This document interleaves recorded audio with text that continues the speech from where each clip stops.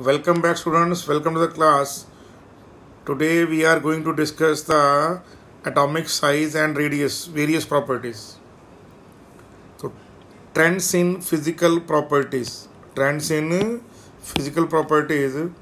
What are physical properties? Melting point, boiling point, heat of fusion, heat of evaporation, heat of atomization. These are certain physical properties. And these properties vary as the element to element. So we must have the knowledge of the atomic size, ionization energy, electron gain enthalpy in order to explain them. तो जो physical properties हैं जैसे melting point है, boiling point है, heat of fusion है, heat of एपरेशन है, इन सबको define करने के लिए हमें कुछ बेसिक इंग्रेडिएंट चाहिए किसी एटम के। तो वो बेसिक इंग्रेडिएंट क्या है कि उसका साइज़ क्या है, उसमें इलेक्ट्रॉन एंट्री जब करते हैं तो क्या क्या हमारे पास फैक्टर होने चाहिए, उसमें से अगर इलेक्ट्रॉन बाहर निकालेंगे तो क्या क्या फैक्टर्स हमें कंसिडर करने हैं। तो all these properties are called as periodic properties. तो इसको अगर हम वन बाय वन चेक करना चाहेंगे तो अब चलेंगे चेक करेंगे इसको। The first is the atomic size. If an atom is considered as a sphere, the atomic size is given by the radius of the sphere and is commonly known as atomic radius. क्योंकि theories के अंदर ये consider किया जाता है जो atom है वो एक स्फेरिकल एंटिटी है, वो स्फीयर है। क्योंकि अगर कोई एटम या कोई मॉलिक्यूल स्फेरिकल शेप में होगा तो उस केस में रिपल्सिव इंटरेक्शन सबसे कम होती हैं। तो रिपल्सिव इंटरेक्शन को लीस्ट करने के लिए ही एटॉमिक साइज को स्फीयर होना पड़ता है। तो एक जनरलाइजेशन क्या है एटॉमिक रेडियस का? The distance from the center of the nucleus to the outermost shell containing the electron. Nucleus के सेंटर से लेकर उस पॉइंट तक जहाँ तक उस न्यूक्लियस का इन्फ्लुएंस है, जहाँ तक वो इलेक्ट्रॉन को बांध के रख सकता है, वो क्या होता है? That is called the atomic size और एटॉमिक रेडियस।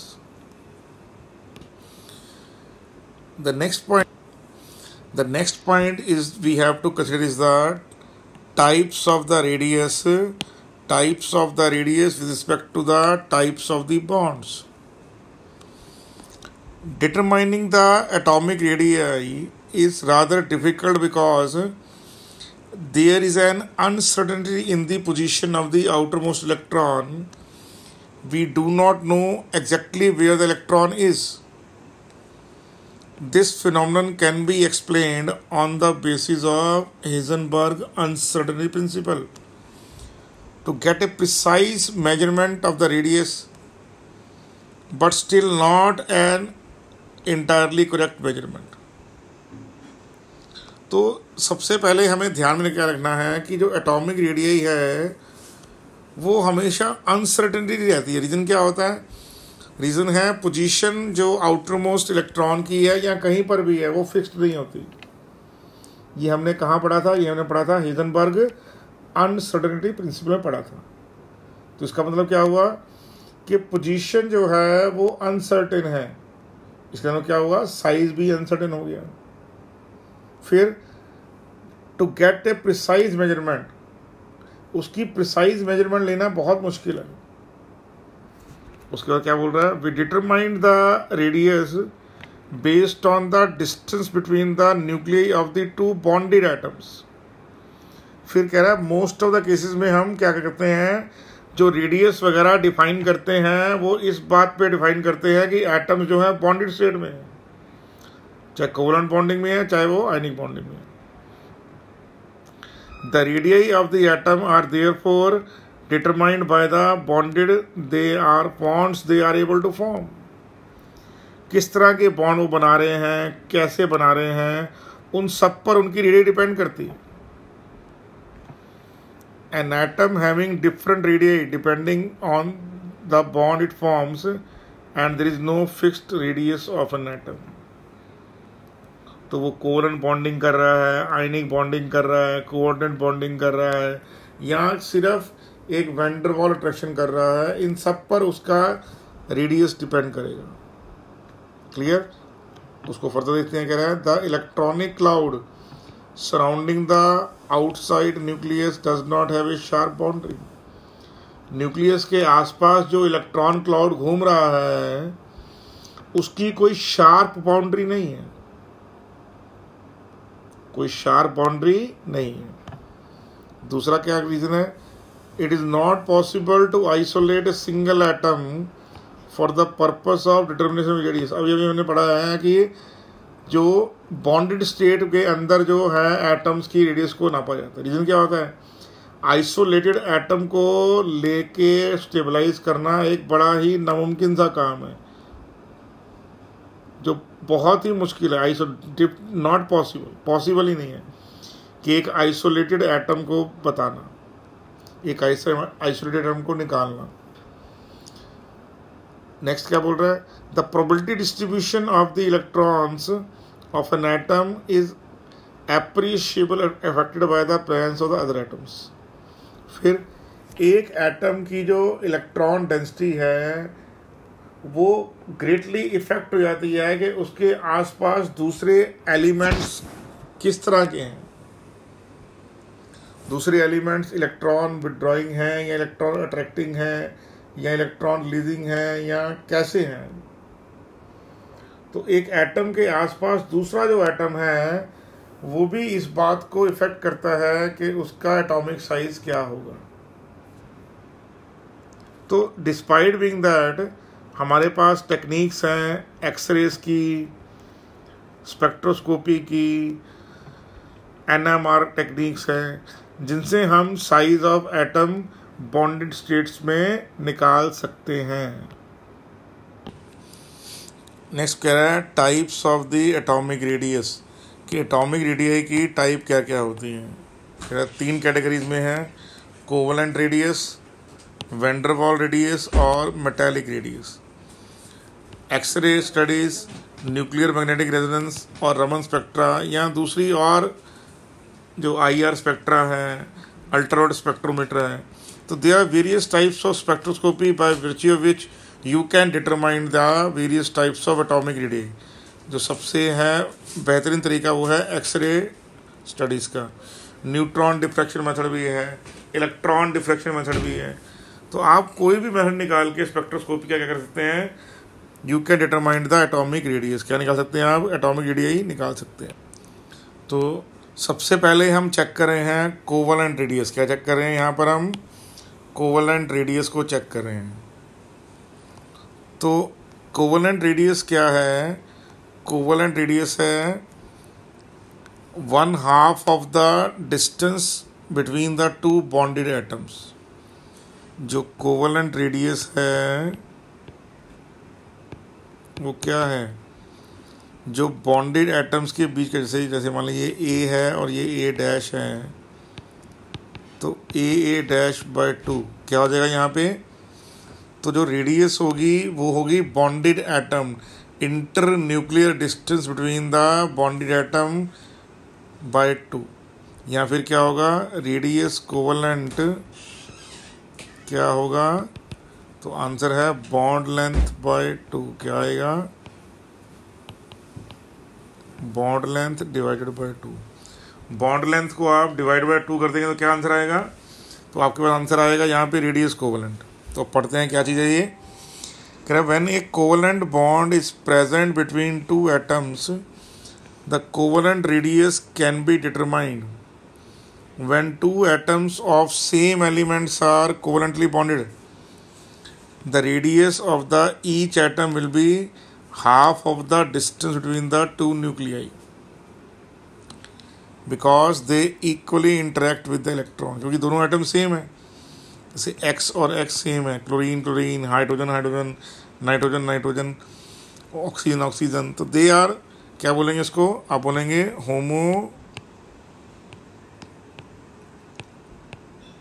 एटॉमिक मॉलिक्यूल्स, एक ही तरह के एटम से बने हुए मॉलिक्यूल। तो जो एक ही तरह के एटम से बने मॉलिक्यूल हैं उनके बीच में जो बॉन्ड बनेगा, तो बॉन्ड का जो हाफ है वो क्या होगा, वही होगा covalent radius. The distance between the two nuclear will give the diameter of the atom. Clear नहीं क्लियर आपको ये बात? Sure about that? Covalent radii will increase in the same pattern as the atomic radii.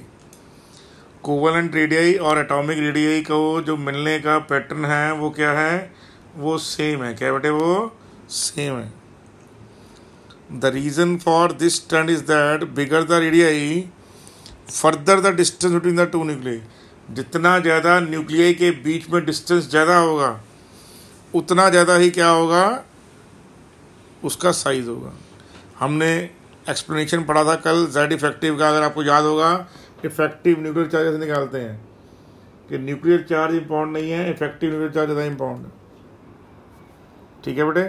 कह रहा था covalent radius depicted below be the same if both the atom belongs to the same element. दोनों element same है, उनके बीच की bond length का half, उनके इंटर न्यूक्लियर डिस्टेंस का हाफ। इंटर न्यूक्लियर डिस्टेंस का जो हाफ है वो क्या होगा, वही होगा हमारे पास बॉन्ड लेंथ, या फिर bond length by 2 is called covalent radius. अब इसको दोबारा से चेक करते हैं तो क्या होगा। देखिए ये एटम आपके पास, एक एटम है मान लीजिए x, दूसरा भी x है मान लीजिए, ठीक है ना। तो ये जो एटम x और x है इनके बीच का, देखिए ये जो यहाँ पर आपको ग्रीन लाइन नजर आ रही है, क्या ये इनके बीच का इंटर न्यूक्लियर डिस्टेंस है, यहाँ से लेके यहाँ तक। तो जो इंटर न्यूक्लियर डिस्टेंस है, जो इंटर न्यूक्लियर डिस्टेंस है उसका जो हाफ है वो क्या होगा, कोवलेंट रेडियस। क्या होगा? Covalent radius. जैसे यहाँ पर दिखा रखा है, ये हाइड्रोजन का एटम 1 है, ये हाइड्रोजन का एटम नंबर 2 है। तो दोनों के बीच का डिस्टेंस क्या है, 74। क्या है? 74। तो इंटर न्यूक्लियर डिस्टेंस है 74, उसको डिवाइड बाय 2 कीजिए तो 37 पिकोमीटर क्या आ गया आपके पास।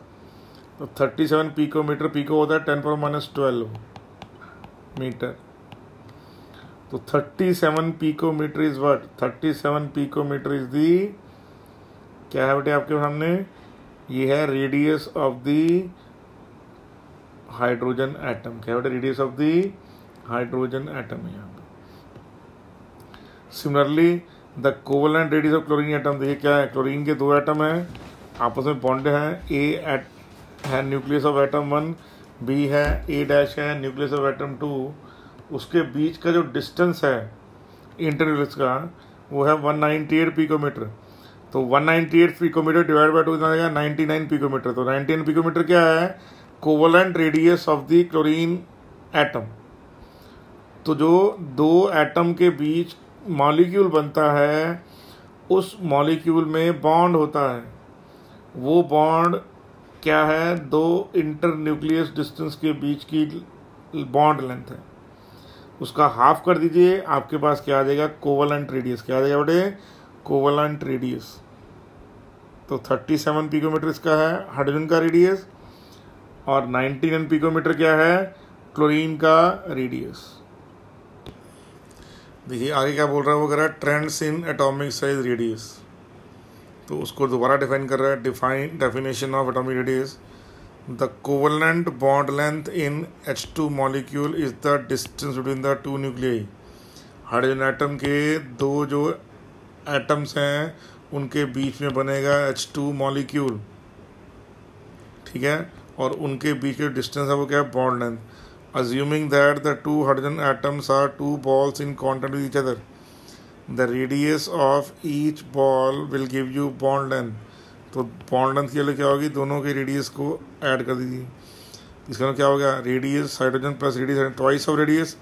तो ट्वाइस बॉन्ड लेंथ पे वो 2 नीचे ले आओ तो क्या आ जाएगा, तो bond length by 2 is known as radius.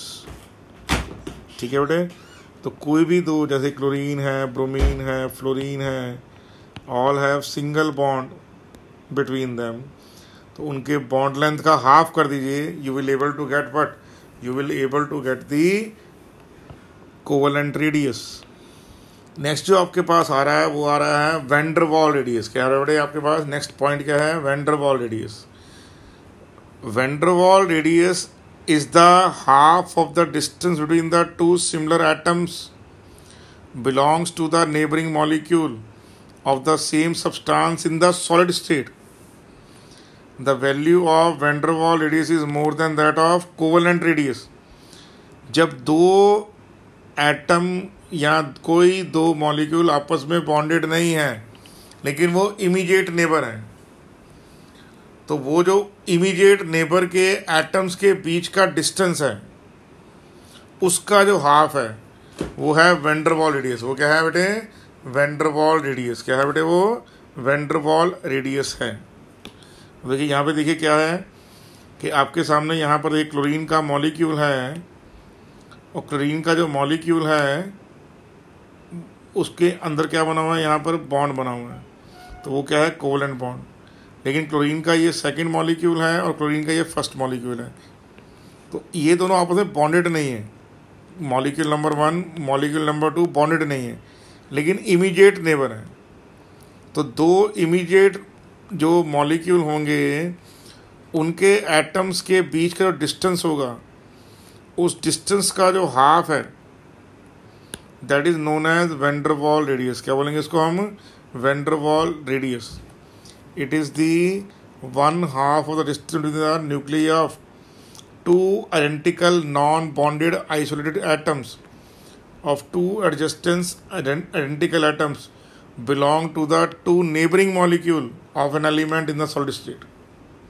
ये बहुत important है कि solid state में ये होगा. The magnitude of the van der Waals radius is depend on the packing of the atoms when the element in solid state. तो packing बहुत तरह की होती है, ठीक है. Cubic close packing, monoclinic, hexagonal, orthorhombic. तो जैसे सल्फर के मॉलिक्यूल हैं या जैसे मान लीजिए कोई एलिमेंट के मॉलिक्यूल हैं तो वो डिफरेंट. जैसे सल्फर है मोनोक्लिनिक रोम्बिक दोनों स्टेट में मिलता है तो दोनों में थोड़ा थोड़ा बॉन्ड लेंथ का फ़र्क आपको आएगा. तो इसलिए जो किस टाइप में वो सॉलिड स्टेट आया है वहाँ पर भी डिपेंड करेगा. टोटल 7 तरह के क्रिस्टल स्ट्रक्चर होते हैं. तो कई बार मॉलिक्यूल एक से ज़्यादा डिफरेंट स्ट्रक्चर में एग्जिस्ट कर सकता है, ठीक है.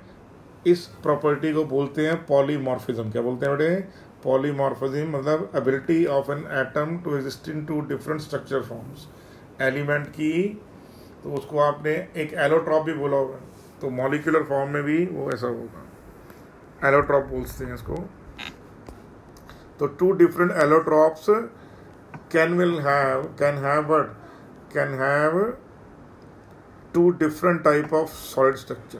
तो उसके वैन डर वाल रेडियस में थोड़ा सा फर्क आ सकता है लेकिन most of cases nearly same ही होता है. The internuclear distance between the 2 adjacent chlorine atom. जब 2 एटम आपस में बॉन्डेड नहीं हैं लेकिन सॉलिड स्टेट में है तो उनके बीच का डिस्टेंस है 360 पिकोमीटर. तो उसका हाफ क्या हो जाएगा? 180. That is equal to what? Van der Waals radius of the chlorine atom. Sure about that? इसको दोबारा समझिए कि ये जो हैं आपके मॉलिक्यूल हैं ये आपस में नेबरिंग मॉलिक्यूल हैं आइडेंटिकल एटम्स के. तो ये जो एटम ये मॉलिक्यूल 1 और ये मॉलिक्यूल 2 है. ये जो एलिमेंट है इनके बीच का जो इंटरन्यूक्लियर डिस्टेंस है मान लीजिए वो है x. तो रेडियस वैन डर वाल क्या होगा? रेडियस वैन डर वाल होगा x/2. क्या होगा बेटे? x/2. जबकि आप मॉलिक्यूल 1 के बीच का जो एटम है ये मॉलिक्यूल 1 है तो ये एटम ये न्यूक्लियर AA' है. तो AA'/2 क्या होगा? वो होगा रेडियस कोवलेंट. तो ये आपको बात जाननी है यहाँ पे कि 2 नॉन बॉन्डेड मॉलिक्यूल हैं. उन मॉलिक्यूल जो नॉन बॉन्डेड स्टेट में हैं उनके नियरेस्ट नेबर के बीच के डिस्टेंस का हाफ वैन डर वाल है. और दो बॉन्डेड एटम के बीच के डिस्टेंस का हाफ, यहाँ बॉन्ड लेंथ का हाफ क्या है, वो रेडियस कोवेलेंट है। नेक्स्ट जो आ रहा है आपको बेटे वो आ रहा है मेटालिक रेडियस। क्या आ रहा है बेटे, मेटालिक रेडियस। तो कह रहा है it is the half of the distance between the centre of the nucleus of the two adjacent atom in A metallic. Remember that metallic bond is more than that of covalent bond. तो metallic bond जो है covalent bond से तो बड़ा होता है, लेकिन van der वाल बॉन्ड से छोटा होता है। ये आप याद रखिएगा। क्लियर, ये पॉइंट आपने अच्छे ढंग से अपने मन में याद कर लेना है। कोवेलेंट रेडियस जो है वो स्मॉलर देन मेटालिक रेडियस।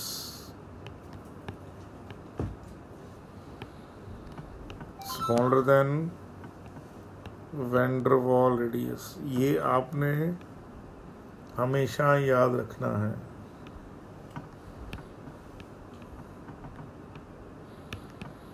किसी भी एलिमेंट में ये पैटर्न आपको मिल जाएगा आसानी से। Are you sure about that? You have to memorise that. ये अच्छे ढंग से आपने याद करना है। कह रहा है मेटालिक रेडियस क्या है, कह रहा है मेटालिक रेडियस में क्या होगा, a metal lattice or crystal consist of positive kernels और metal ions arranged in a definite form in a sea of mobile electron. एक इलेक्ट्रॉन का मोबाइल एक सी ऑफ इलेक्ट्रॉन्स है, उसमें क्या करते हैं, उसमें जो पॉजिटिवली आयन जो कर्नल्स हैं वो फ्लोट करते हैं। यही वजह होती है कि जो मेटल्स होते हैं मेलेबल एंड डक्टाइल होते हैं, खींचकर तारे बन जाती हैं, पीट के चद्दर बन जाती है। तो ये रीज़न क्या है, मेटालिक बॉन्डिंग है, because one layer of kernel can slide over the other layer. इसलिए जो मेटालिक बॉन्डिंग है वो क्या होता है बेटे, that is both malleable and ductile. Each kernel is simultaneously attracted by a number of mobile electrons and each mobile electron is attracted by a number of metal ions। ये metal ions आगे की ओर जाएंगे, mobile हैं क्योंकि ये, तो metal ion आगे बढ़ते जाएंगे, इलेक्ट्रॉन पीछे की ओर चले जाएंगे। तो इस तरह क्या होगा, ये एक तरह का डी लोकलाइज इलेक्ट्रोस्टैटिक अट्रैक्शन है। मेटालिक बॉन्ड क्या है, डी लोकलाइज्ड इलेक्ट्रोस्टैटिक अट्रैक्शन। ठीक है, ये याद रखिएगा। और आयनिक बॉन्ड जो होता है, आप लोग पढ़ाया नहीं अभी तक मैंने, लेकिन उसमें क्या होता है, localized electrostatic attraction. Electrostatic attraction मतलब है पॉजिटिव और नेगेटिव के बीच attraction. Are you sure about that? The force of attraction between the mobile electrons and the positively charge kernel is called metallic bond. मैं रिपीट कर रहा हूँ इस पॉइंट को दोबारा से। The force of attraction between the mobile electrons and the positively charged kernel is known as metallic bond. It is one half of the internuclear distance between the two adjacent metal ion। जो दो metal ion हैं जो आपस में जुड़े हुए हैं, उनमें बॉन्ड नहीं है, बस छू रहे हैं दूसरे को। When two metal atoms are just touching each other, clear, उनके बीच के इंटरन्यूक्लियर डिस्टेंस का जो हाफ होगा वो मेटालिक बॉन्डिंग होगा। देखिए ये दो मेटल एटम है, एक दूसरे को just they are touching each other, उनके बीच का जो डिस्टेंस है इंटरन्यूक्लियर, उसका हाफ क्या होगा, मेटालिक रेडियाई। क्या होगा बेटे, metallic radii. In metallic lattice the valence electrons are mobile, therefore they are only weakly attracted by metal ions और कर्नल्स। तो कह रहा है मेटालिक वैलेंस इलेक्ट्रॉन मोबाइल होते हैं, therefore they are weakly attracted. जो अट्रैक्शन है इतना ज़्यादा नहीं होता, लेकिन याद रखिएगा more the number of mobile electron more will be the attraction. That's why alkali metals soft होते हैं, लेकिन ट्रांजिशन मेटल्स जो डी ब्लॉक बहुत हार्ड होते हैं, क्योंकि उनमें नंबर ऑफ इलेक्ट्रॉन ज़्यादा होते हैं। तो जितने ज़्यादा इलेक्ट्रॉन होंगे उतने ही ज़्यादा क्या होगा, अट्रैक्शन होगी। जितनी ज़्यादा अट्रैक्शन होगी उतना melting point, boiling point high होगा। In a covalent bond a pair of electron is strongly attracted by the nucleus of two atoms, while in metallic radius it is always longer than the covalent radius। तो आपको already discuss करके बता दिया है। Covalent radius smallest है और van der Waals radius largest है। कह रहा है metallic radius of sodium is 180 picometre whereas its covalent radius is only 154 picometre. उसी तरह क्या है, metallic radius of potassium is 231 picometre while covalent radius is 203। Metallic radius हमेशा किसमें नापी जाएगी, सॉलिड स्टेट में। ये पॉइंट आप याद रखिएगा। Are you sure about that? Clear? और वो तो नेक्स्ट बेटे आपके पास है वो है आयनिक रेडियस। कह रहा था आयनिक radius is the radius of the atom forming ionic bond और एन आयन। सब आपने सबने पहले क्लास में पढ़ा हुआ है कि Na प्लस केटायन है और Cl नेगेटिव क्या है, अनायन है। तो उससे क्या होगा, NaCl एक आयनिक कंपाउंड है, ये आपने पढ़ा हुआ है। Are you sure about that? तो ये केटायन है, ये अनायन है। तो पॉजिटिवली चार्ज आयन को, जो पॉजिटिवली चार्ज आयन है, जो पॉजिटिवली चार्ज आयन है उसको हम केटायन बोलेंगे, और जो नेगेटिवली चार्ज आयन है उसको हम अनायन बोलते हैं। अब उनकी रेडियस पे बात करेंगे हम, क्योंकि हम एटम की रेडियस पे बात कर चुके हैं। कह रहा radius of each atom in an ionic bond will be different from that of A covalent bond. जो आयनिक बॉन्ड है वो कोवेलेंट बॉन्ड से डिफरेंट होती है। This is an important concept, ये बड़ा इम्पॉर्टेंट कॉन्सेप्ट है। The reason for the variability in radius is due to the fact that atom in an ionic bond are of greatly different size. जो atoms हैं वो different size के होते हैं। One of the atom is cation which is smaller in size, and the other atom is an anion which is lot bigger in size. So in order to account for the difference, one must guess the total distance between the two nuclei and divide the distance according to the atomic size. The bigger the atomic size, larger radius would have. ठीक है बेटे? तो जो radius of cation है और जो radius of अनायन है, ये क्या हो जाएगा, ये हमारे पास हो जाएगा bond length between the that particular ionic compound. तो जो X प्लस है वो केटायन है और जो Y नेगेटिव है वो अनायन है। जो केटायन है उसका जो साइज है स्मॉलर देन द एटम होगा, और जो अनायन है उसका जो साइज होगा बिगर देन दैट ऑफ एटम होगा। ये बहुत इंपॉर्टेंट पॉइंट है जो आपको समझना है। केटायन का जो साइज है, मैं दोबारा बोल रहा हूँ, जो केटायन का साइज है वो smaller then that of its atom, और जो अनायन है उसका जो साइज है वो क्या होगा, that will be bigger than that its atom. वो अपने एटम से बड़ा होगा, केटायन का साइज एटम के साइज से स्मॉलर होगा। That you have to know, ये आपको पता होना चाहिए एज ए स्टूडेंट। केटायन में क्या होता है, in case of the cation which is ion with a positive charge by definition has fewer electron than proton. जैसे मान लीजिए आपके पास क्या है, मान लीजिए आपके पास सोडियम का एटम है, इसमें 11 प्रोटॉन है और 11 ही इलेक्ट्रॉन है। लेकिन अब सोडियम का केटायन हो गया, इसमें 11 प्रोटॉन है लेकिन 10 इलेक्ट्रॉन है। तो protons are outnumbering electrons. अब प्रोटॉन पॉजिटिवली चार्ज होते हैं, इलेक्ट्रॉन नेगेटिव चार्ज होते हैं। Sure about that? ऐसे ही क्या है, आपके पास कैल्शियम है, इसके अंदर क्या है, इसके अंदर आपके पास मैग्नीशियम मान लीजिए या कैल्शियम मान लीजिए, इसमें 20 प्रोटॉन है और 20 इलेक्ट्रॉन है। लेकिन जो कैल्शियम का केटायन है it has 20 protons but 18 electrons. तो यहाँ भी क्या, protons are greater in number than electron. तो केटायन में क्या होगा, फ्यूअर इलेक्ट्रॉन, इलेक्ट्रॉन की संख्या कम होगी देन प्रोटॉन्स।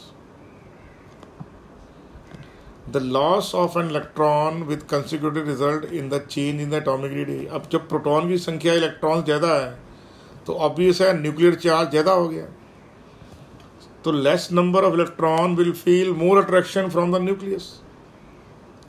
जो कम इलेक्ट्रॉन हैं वो ज़्यादा प्रोटॉन की तरफ अट्रैक्ट होंगे, उससे क्या होगा, साइज छोटा हो जाएगा। The loss of an electron means there is now more protons than electron in the atom. This will cause a decrease in atomic size because fewer electrons for the proton to pull towards the nucleus and result in stronger pull of electron towards the nucleus.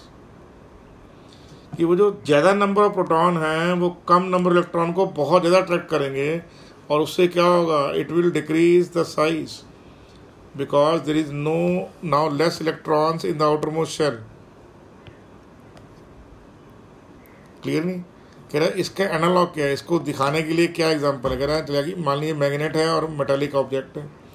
If 10 magnets हैं और 10 metallic objects हैं तो एक neutral atom हो सकता है वो, लेकिन आपने एक मेटालिक ऑब्जेक्ट रिमूव कर दिया, मेटल का एक आयरन का पीस रिमूव कर दिया, 9 इलेक्ट्रॉन है, तो 10 मैग्नेट हैं और 9 मेटल के पीस हैं, तो क्या होगा, will cause the magnet to pull the metallic object closer because of decrease in number of metallic object.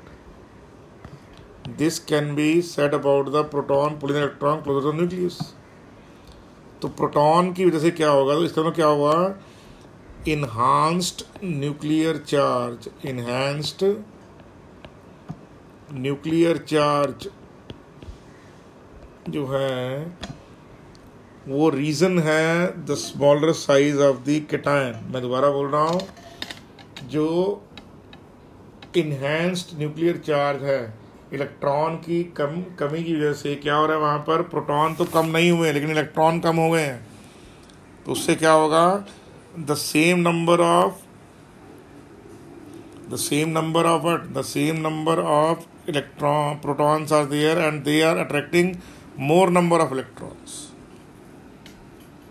अब देखिए एनायन में उल्टा होगा, मान लीजिए क्लोरीन का एटम है, इसमें आपके पास तो इसमें 17 प्रोटॉन है, 17 इलेक्ट्रॉन है, लेकिन क्लोराइड के एनायन में क्या होगा, 17 प्रोटॉन हो जाएंगे लेकिन 18 इलेक्ट्रॉन हो जाएंगे, तो क्या होगा, electron now out numbering protons. जो इलेक्ट्रॉन्स हैं वो प्रोटॉन को आउट नंबर कर रहे हैं, तो क्या होगा, रिपल्शन बिटवीन द इलेक्ट्रॉन होगी, क्या होगी, रिपल्शन बिटवीन द इलेक्ट्रॉन्स। एक तो ये होगा, दूसरा लेस न्यूक्लियर चार्ज, क्योंकि इलेक्ट्रॉन आउट नंबर कर रहे हैं प्रोटॉन को। तो हम पढ़ते हैं इस चीज़ को, ये दो कॉज है इसके। कह रहा है an anion on the other hand will have bigger in size that of atom. तो जो जैसे जो अनायन होगा वो अपने एटम के साइज से बड़ा होगा, जैसे कि जो केटायन होता है वो स्मॉलर देन द एटम होता है, क्योंकि a gain of electron has been taken place. This can be seen as given in figure below. देखिए ये एक्स का एटम है 180 पिकोमीटर, अनायन है 220 पिकोमीटर, तो क्या हो गया, size has increased. The gain of an electron add more electron to the outermost shell, which increases the radius because there is now more electrons further from the nucleus and more electrons to pull towards the nucleus. तो proton की संख्या कम हो गई है, electron की संख्या बढ़ गई है, इलेक्ट्रॉन्स में रिपल्शन ज़्यादा हो रहा है और उनको लेस न्यूक्लियर चार्ज भी मिल रहा है। तो इन सब के कम्बिनेशन से क्या होगा, अनायन का साइज एटम के साइज से बड़ा हो जाएगा। तो इसका मीनिंग क्या हो गया? इसका मीनिंग हमारे पास दो चीज़ हो गए। तो मीनिंग हो गया जो कैटायन है that is smaller in size than the atom, और जो अनायन है that is bigger in size than atom. Clear नहीं क्लियर? कैटायन में क्या होगा? कैटायन में न्यूक्लियर चार्ज, जो न्यूक्लियर चार्ज है कैटायन के अंदर क्या हो रहा है? जो न्यूक्लियर चार्ज है हमारे पास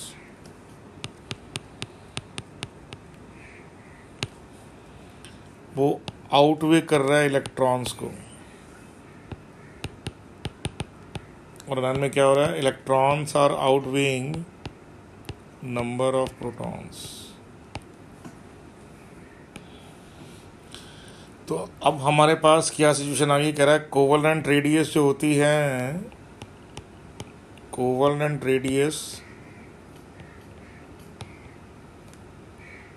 वो लेस देन क्या होती है? Metallic radius. जो मेटल है वो कैटायन बनाता है, और जो नॉन मेटल है अनायन। जो कैटायन की रेडियस है वो लेस देन एटम है, और जो अनायन की रेडियस है वो ग्रेटर देन एटम है। That you have to understand. देखिए अब हम क्या करेंगे, यहाँ पे कुछ एग्जाम्पल दे रखे हैं जिसमें आप समझ जाएंगे कि कैसे आपने आयनिक रेडियो को चेक करना है। कह रहा था most accurate way to find the ionic radius to divide the distance between the two nuclei of the two ions according to their sizes.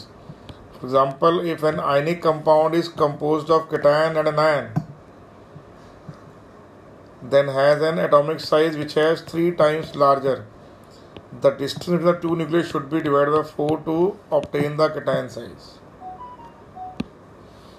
देखिए इसमें क्या हो रहा है, जैसे ये लिथियम का एटम का साइज है 134, ये लिथियम में कैटायन का साइज है कितना बेटे? 90। दैट इज़ वेरी वेरी, तो कैटायनिक की साइज ये हो जाएगी नहीं हो जाएगी? Sure about that? सोडियम का एटॉमिक साइज है 154, सोडियम में कैटायन का साइज है 116। श्योर अबाउट दैट और नॉट? तो ये पॉइंट आपको समझना है। ऐसे क्या है, फ्लोरीन का जो एटॉमिक साइज है कितना है? वो है 71, लेकिन फ्लोराइड कितना है? 119। क्लोरीन का एटॉमिक साइज है 99, बट क्लोराइड आयन का है 167। पोटाशियम का एटॉमिक साइज है 196, लेकिन उसी के कैटायन का साइज है 152, तो स्मॉलर है। रोबोडियम का एटॉमिक साइज है 211, उसी के कैटायन का साइज क्या है? 166। तो साफ साफ इस रो से आपको मालूम पड़ गया है कि कैटायन का साइज क्या है? Less than atom. और यहाँ से क्या मालूम पड़ गया आपको? देखिए ब्रोमीन का 114 है, ब्रोमाइड आयन का 182 है, तो इस वजह से क्या होगा? अनायन का size greater than that of atom है। तो ये आप ध्यान से जो ये आपके सामने टेबल बना हुआ है उसमें चेक कर लीजिए। एटम का साइज है 174, कैटायन का साइज है 114, लेस देन दैट। एटम का साइज है 133, अनायन का साइज है 206। तो size of the अनायन is greater than that of atom, and size of the cation is smaller than that of the atom. तो इस टेबल को आप स्क्रीनशॉट लेके ध्यान से पढ़िए। अब हम चेक करेंगे एटॉमिक रेडियस में और आयनिक रेडियस में क्या डिफरेंस आ रहा है। ठीक है, कह रहा है atomic radius is the radius of neutral atom, ionic radius is the atom of an ion, it may be cation और anion, can be calculated as the distance between the nucleus of an atom to its boundary of the electron cloud, can be calculated by dividing the distance between the two nuclei of two ions according to their size. Cation और anion के size को आप divide कर दीजिए bye 4 से। तो bond length को divide कर देंगे 4 से, तो कैटायन का साइज आ जाएगा 3/4 आ जाएगा एनायन का size. Cation have a smaller atomic radius than the anions. Neutral atom of the same element have same size, so atomic radius equal to each other. But potassium cation can never be equal to the potassium atom. Determined considering cation and anions that are in ionic bond. जो ionic radius है वो cation और anion के ionic bond का average है 1/4 and 3/4। ठीक है, इसको लेते हैं हम by writing neutral gases molecule. तो कोवलेंट रेडियस को हम न्यूट्रल गैसेस मॉलिक्यूल से लेते हैं, आयनिक कंपाउंड को हम सॉलिड स्टेट से लेते हैं। कैटायन का साइज स्मॉलर होता है, एनायन का साइज बिगर होता है। न्यूट्रल एटम्स मॉलिक्यूल के अंदर सब एटम्स सेम साइज के होते हैं।